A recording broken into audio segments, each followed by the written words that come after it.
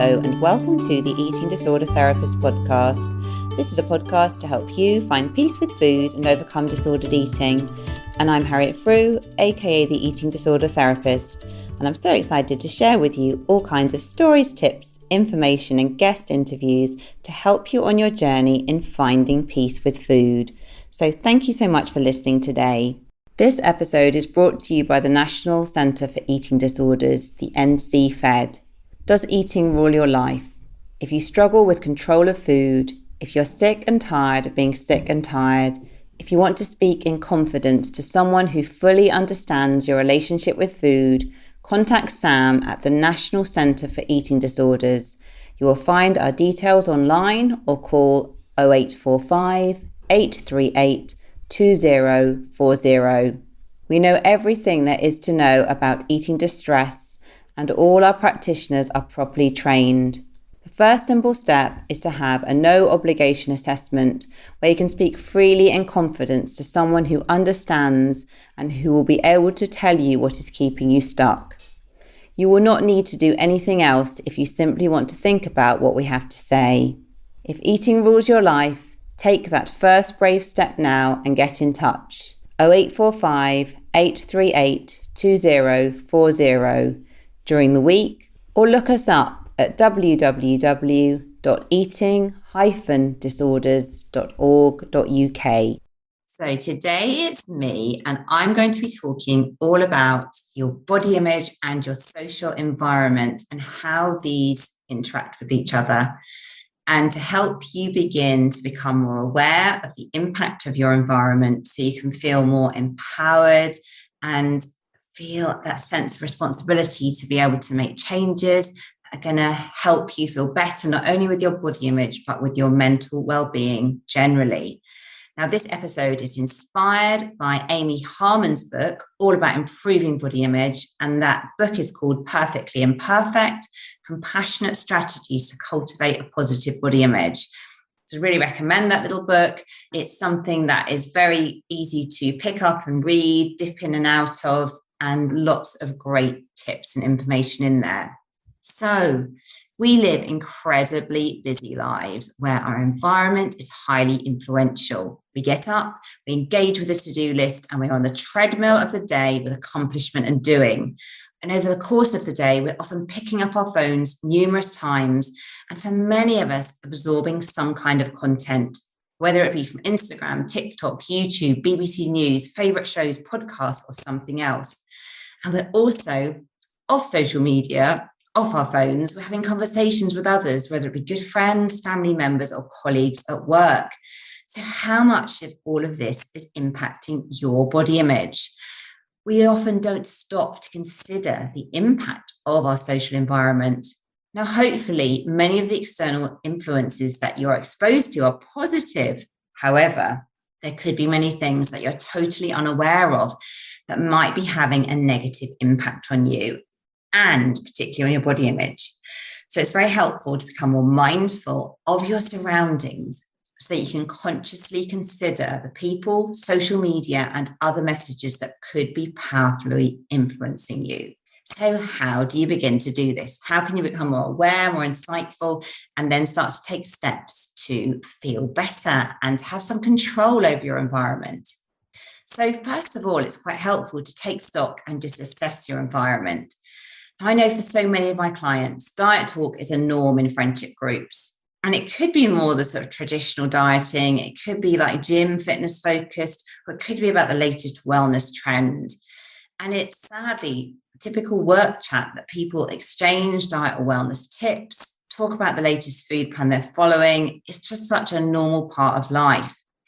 Now, of course, not all of this chat is going to come under the umbrella of disordered eating, but I think a mighty chunk of it often does. And it's sadly also a thing to comment or on weight or body changes in other people. And people tend to do this quite innocently and without much consideration for the psychological impact on the individual.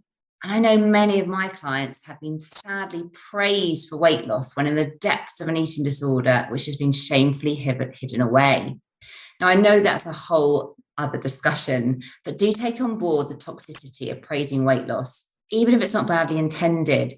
Take baby steps with those around you to educate them that commenting on weight loss is not a helpful thing to do. You never really know what's going on for that person with their relationship with food.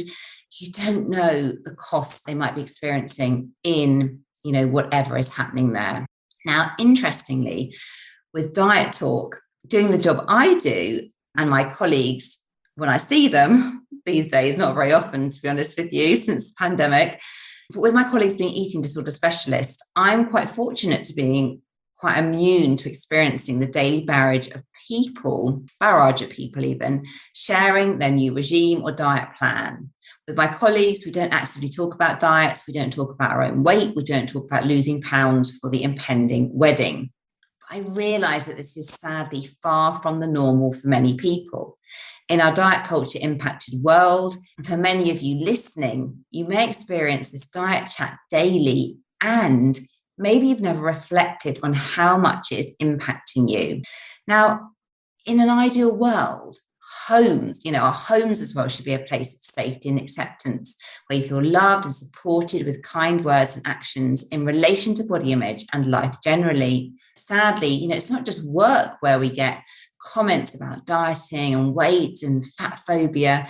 In many families as well, there's a lot of weight stigma. Fat phobia, diet talk is just part of life. Now, I take a quite compassionate view, as I think many people just talk away about all these topics quite unconsciously, and it's really become such a normal thing. They've never really questioned it. People may be spurting comments without any reflection of how damaging this can potentially be to those around them, because they've probably been massively exposed to this kind of chat themselves throughout their lives. Innocent comments, commenting on weight changes or labeling a family member as the pretty one or the heavy one, these labels stick and also have strong repercussions for the people hearing them. If another sibling is labeled as the pretty one, then you might think, then what does that mean for me? Does that mean I'm ugly or unattractive? You might also experience a parent who has poor body image and who constantly berates their body or is chasing the next diet or plan. So if you're hearing these messages regularly at home, you'll be absorbing them like a sponge, and it will understandably impact your own body image. So just have a reflect there. Think about your work. Are people talking about diet, weight loss, things like that a lot? And what about at home? Is there a lot of diet chat going on there? Is there a lot of focus on body image? The next area in your environment to think about is other influences, other sort of potential authority figures. Now, particularly when you're a child, authority figures are going to have a huge potential impact. And as adults too, we look to influencers, the government, health professionals for guidance and feedback on what we should do. Now, I know that during the pandemic, there was a colossal amount of fear about weight gain amongst human beings generally. And the government didn't deal with this at all, in my opinion, in a helpful way. And I think as well with the recent kind of calories on menus, legislation that's coming in, again, really, really unhelpful interventions for people struggling with a difficult relationship with food. And I think sometimes with our authority figures, there's a lot of focus on eating less and moving more, which is all very well. But what if food is your psychological coping strategy? How are you going to cope then? For many of us, the psychology and the emotional side of our relationship with food is really, really important and has a huge impact on the choices we make. So being given more sort of practical strategies or facts such as calories is not going to help. The psychological side needs addressing. So we all know it's not as simple as follow some rules and all be well. Otherwise, we wouldn't have so many people kind of really struggling with their relationship with food.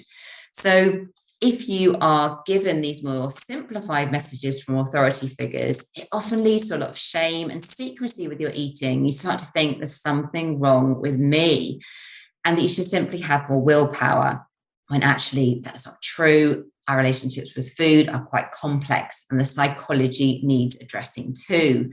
So again, we need to just be really aware of like authority figures and the messages they are giving us and beginning to sort of question those a little bit, not taking everything on board or being aware as well of what we're exposing ourselves to, which might not be so helpful. Some other professionals in our environment that can have a potential impact are medical professionals. Doctors, they don't get a lot of training in eating disorders or disordered eating at all. Often it's just be like a few hours. So they're doing the best they can. I know many people as well feel ashamed to visit their doctor and to seek help for any ailment for fear of being told to lose weight first. And there's a serious lack of understanding about disordered eating and a failure to see overeating or undereating as a coping strategy. And this can bring up lots of shame and you're left feeling as if you've done something very wrong. So even our teachers as well, they are doing their best and have to follow, again, a lot of sort of government legislation about how healthy eating, exercise, etc., is taught in schools. So teachers are told to implement Healthy Week and talk about good and bad foods, encourage very much to demonize sugar, and then also, having to weigh children. So these messages are powerful and insidious and have a huge potential impact. So it's no wonder that we can feel a significant pressure to change our bodies and look different.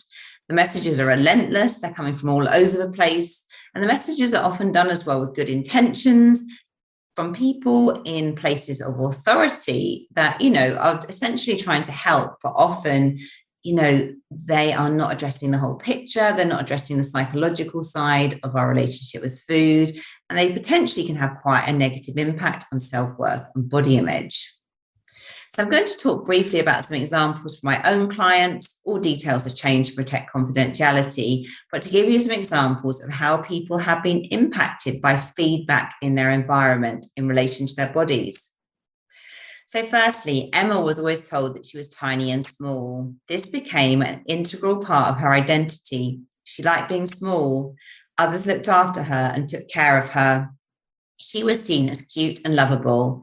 When she hit puberty and her body went through healthy and inevitable changes, she found this very hard to adjust to, and she dieted to try to keep a smaller body. Another example, Kate was one of 3 siblings. From an early age, her brother and sister were taken to child modelling competitions.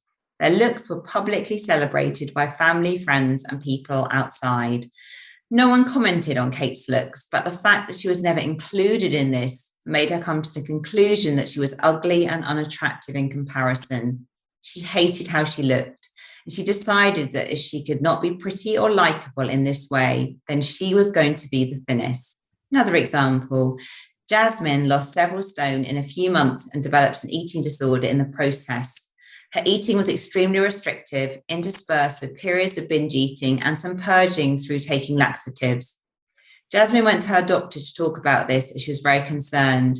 But her doctor sadly did not take Jasmine's symptoms seriously, but praised her for losing weight and reminded her of all the health risks of being overweight.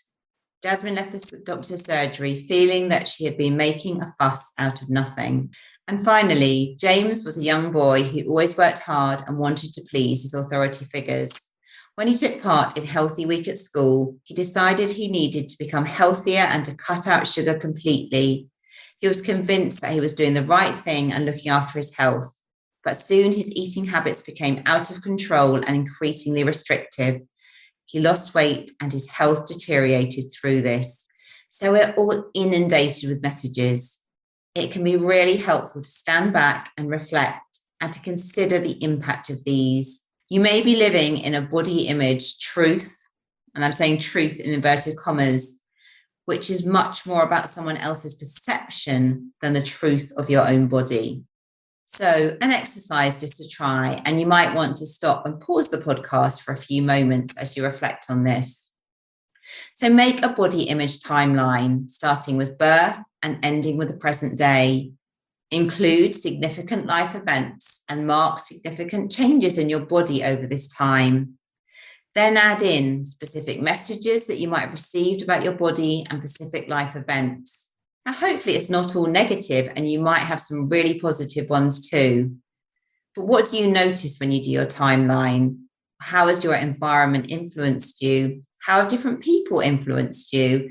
And you might want to just really take a step back and reflect and consider the messages that you've been given and to reevaluate them through your adult eyes, because sometimes we are carrying messages that are outdated, messages that are much more about someone else's perception than about the reality of you. So we talked about some of the negatives here, but I do realize that this isn't the whole picture. And Amy also talks helpfully in her book about positive body image heritage. So she talks about experiences of boating and water skiing with her grandparents, and also swimming with her brother and mother at the local community pool. Amy recalls family members with wonderfully functioning but imperfect bodies who are embracing life, feeling strong and enjoying the moment. There was no shame or body judgment going on. And I think of my own experience with body image growing up. My paternal grandmother was not skinny by any means, and I can recall some family members commenting occasionally about this. But did she care? No way. She embraced life fully with gusto. She never dieted. She baked the most wonderful hot cross buns and cakes and lived life in full multicolour. She laughed, she socialised, and she was focused on community and getting stuck in. She didn't worry about her body. It was a functioning vessel to get her around. She loved clothes and going shopping, and she was not a conventional clothes horse, but this didn't hold her back one jot. I'm incredibly blessed to have a mother as well who's never dieted, ate everything. She was always happy in her own skin with minimal makeup, embracing grey hair from her 30s and wearing a swimsuit on the beach without a thought. So think about your own positive body image role models. Do you have any? Hopefully you do. And what can you learn from them? And if you don't have anyone close to you in your life, there are also some helpful positive body role models on social media. I know there's a lot of toxicity out there, but there's a lot of people out there now who are really embracing their bodies in a much more holistic and helpful way. So let's talk a bit more as well about social media. So we are bombarded with images, and many of these have been altered to show an ideal version of beauty, and the impact on our body image can be huge. So I'm going to read a section now from Amy Harman's book, talking about culturals and ideals and how this has a real impact on body image. So Amy says, the beauty ideals in our culture are incredibly limiting. When I talk about culture in this context, I'm referring to the Western culture that originates primarily in the United States. The report of the APA Task Force on the Sexualization of Girls cites many studies that show how Western culture has negative effects on women and girls, especially, but it also affects men and boys. And one classic study by Anne E. Becker in Fiji in the 1990s illustrates the powerful effect of Western media and culture. And this study measured the effects of 3 years of TV viewing on adolescent Fijian girls. Now, the study is particularly interesting because Fijian culture gives preference to robust, round body types and discourages dieting and exercise to become slim. So, would younger girls choose to accept their own cultural ideals of robust bodies because that is what their elders have done? Or would these young girls succumb to different cultural pressures from another country? And the results of the study were staggering. So in these Fijian girls, risks for developing eating disorders increased. Girls who watched TV at least 3 nights per week were 50% more likely to see themselves as too fat. And those who watched TV at least 3 nights per week were 30% more likely to diet, even though they were not more overweight than when the study started. And 5 times as many girls reported vomiting to lose weight. Now, if you find these results sobering, consider how many more people watch TV and engage in screen time now than in the 1990s. In 2019, Common Sense Media estimated that kids ages 8 to 12 years spent almost 5 hours per day using some sort of media for entertainment. and teens aged 12 to 18 years old spent more than 7 hours per day. Adults spend even more time, an estimated 10.5 hours every day, according to the Nielsen Company's 2018 report on media usage. That's a lot of exposure to images that don't represent reality accurately. So, yeah, a powerful study, isn't it? The Fijian one, so thinking about, that was in the 1990s, that was just TV. Then when you think about translating that to today, with all the different channels we have access to, plus all the social media, we are inundated. So the potential impact on body image is absolutely mind-blowing. And we know the kind of Western ideal woman is young, tall, thin, has large breasts, long, thick hair, no body hair anywhere else, flawless skin. For men, tall, slim, muscular, sort of V-shaped, broad shoulders and small waist, full head of hair and flawless skin. Now, thankfully, we are seeing a greater diversity in the media, very slowly, but nonetheless, we still have a long way to go. And people chosen to model, act and be on TV often fit these kind of Western ideals. And also on social media, photos are often digitally altered, and our exposure to these images creates a new reality. We start to believe that these bodies are normal and achievable. And particularly on social media, we now see many influencers who are ordinary people who have kind of achieved this celebrity-like status. So it feels even more seductive that we should be able to attain these standards that we see. As a result of pressure to conform and to look a certain way, people turn to plastic surgery to enhance their bodies, and plastic surgery rates increased 48% between 2000 and 2018. So a couple of tips here in starting to deal with some of this. One of the tips is to use your consumer power, support brands that show a diverse and realistic representation of bodies. Use your purchasing power to make a difference. And I know this can be hard because some of these brands are few and far between. Another tip as well is resist the urge to edit your photos. Of course, a bit of editing can be fun and it's nice to post a selfie that's flattering, but you don't want to be creating a chasm between your image online and real life. You'll feel the pressure to look like your photos, and that's a whole other unhelpful pressure to get caught up in. So, what are your takeaways from this episode? So have a reflect on your environment, the people, the conversations, the material you consume. How does it impact you? So start to really think about, from when you get up in the morning, from when you go to bed, how are you influenced? So begin to curate and filter your environment to support yourself better. You can have some control over this. Feel that you can take some ownership and set some boundaries for yourself. And of course, some areas are going to be much easier than others. It might be simpler to create your social media feed compared to perhaps talking to a close friend or family member about conversations around dieting.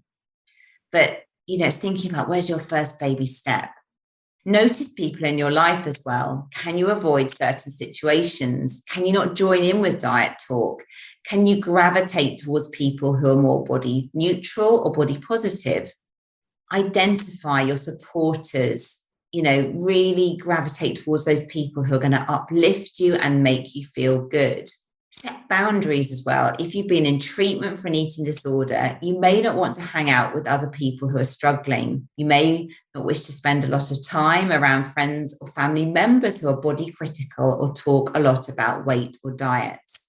If you're at a family event, you may want to distance yourself from negative body talk. You might need to go for a walk or pet your dog or get away for a few minutes. And you can also let people know kindly and gently about negative body talk and how it impacts you. And this will help them reflect and reconsider how they want to be around body image issues. Because often people just don't realize the impact of diet talk and are in need of some gentle and kind education. So be brave, be a trailblazer in challenging negative body messages. Create your social media feed as well. Notice which images are particularly triggering and explore why. Don't just be a passive consumer. Body positive, body neutral, health at every size, and those supporting intuitive eating accounts are all on the increase. So gravitate towards these kind of accounts. So I hope you enjoyed this episode. I hope it has given you some things to think about in terms of how you can feel empowered to improve your body image by starting to make changes in your environment. So feel empowered that you can have some control, that you can be an agent for change. And it's really tough in a diet culture world where you only have to open up a newspaper and you're being told about the next fasting plan or kind of wellness fad. Can be so seductive. But put the blinkers on, stay in your own lane, really work on improving your body image and having some control and influence on what you expose yourself to. Create your environment to work for you, and all the baby steps will add up. Good luck. So I hope you enjoyed this episode. If you're not following me already, do seek me out on Instagram at the Eating Disorder Therapist. And for further support with your relationship with food, do go to theeatingdisordertherapist.co.uk. If you enjoyed this podcast, I'd be so grateful if you would follow, rate and review, as it helps it reach so many more listeners. Thank you so much for listening today, and I look forward to sharing another podcast episode with you very soon.